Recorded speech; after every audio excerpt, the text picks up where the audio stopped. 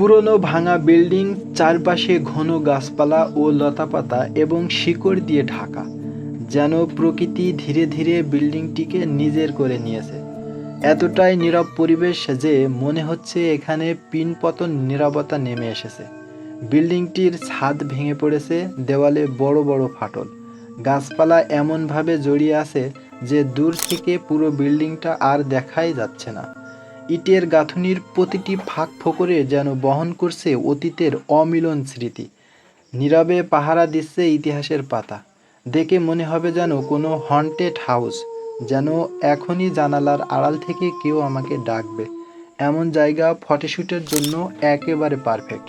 আর যদি আপনি হরর মুভির পরিচালক হন, তাহলে এটাই হতে পারে আপনার ড্রিম লোকেশন। আর হ্যাঁ, এটা কিন্তু আমাদের চৌগাছা উপজেলার ভেতরেই স্থাপিত।